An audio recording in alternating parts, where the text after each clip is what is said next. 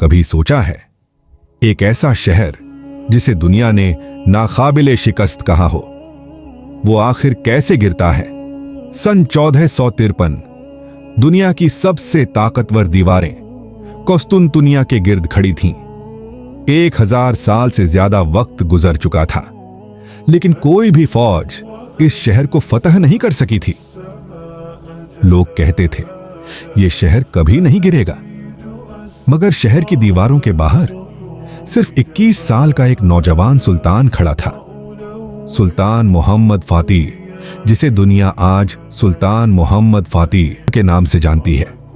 उसके पास सिर्फ तलवारें नहीं थीं, बल्कि एक ख्वाब था।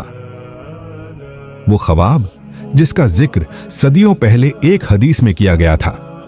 तुम जरूर कुस्तुनतुनिया फतह करोगे और वो अमीर बेहतरीन अमीर होगा और उसका लश्कर बेहतरीन लश्कर होगा। हफ्तों तक जंग जारी रही।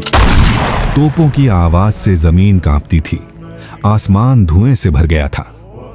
फिर 29 मई 1453 की सुबह उस्मानी फौज दीवारों के अंदर दाखिल हो गई और पहली बार कुस्तुनतुनिया की फिजा में तकबीर की आवाज गूंजी। अल्लाहु अकबर।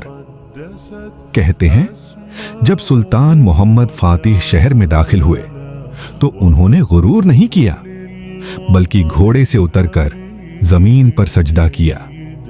वो जानते थे ये सिर्फ एक शहर की फतह नहीं थी, ये तारीख का रुख बदलने वाला लम्हा था। आज सदियां गुजरने के बाद भी कुस्तुनतुनिया की फतह दुनिया की अजीम तरीन फतहों में शुमार होती है और तारीख आज भी ये याद दिलाती है कि कभी कभी दुनिया बदलने के लिए सिर्फ एक सच्चा ख्वाब काफी होता है।